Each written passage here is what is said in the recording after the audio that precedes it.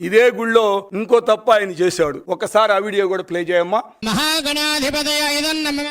చూస్తున్నారా ఆ వీడియోలో? హవిస్సులండి. అదేంటి? యజ్ఞగుండం కనపడుతుంది కదా.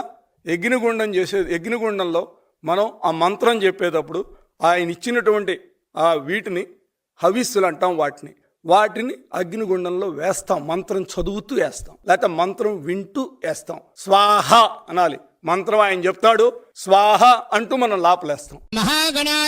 ఏం నమ్ముతామంటే, మా మతంలో, హిందూ మతంలో నమ్మకం ఏంటంటే, ఆ హవిస్సుల్ని అగ్నిదేవుడు, అగ్ని ఉన్నాడు కాబట్టి అగ్నిదేవుడు ఇవి తీసుకెళ్ళి దేవతలకు ఇస్తే మన కోరిక నమ్మకం జరిగింది కూడా.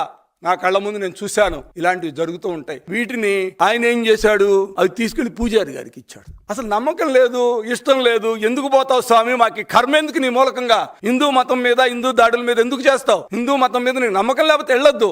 ఇంకోసారి నీ ద్వారా ఇంకోటి కూడా నేను కోరుకుంటున్నా, మీరు ఇన్ని పిలవద్దు. అసలు హిందూ మతాలకి, హిందూ మతంలో ఉన్నటువంటి గుళ్ళల్లో చేసే వాళ్ళకి, హిందూ మతానికి మీ ద్వారా నేను ఒకటే కోరుకుంటున్నా, ఎందుకు ఇన్ని పిలుస్తారు?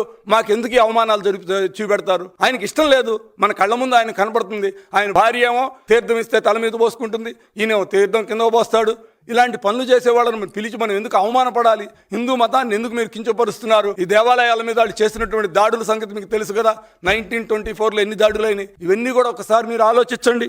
ఎందుకు ఈ విధంగా మనం చేయాలి? ఇవన్నీ మనం ఎందుకు చేయాలని మరొకసారి మీ ద్వారా నేను అడుగుతున్నా.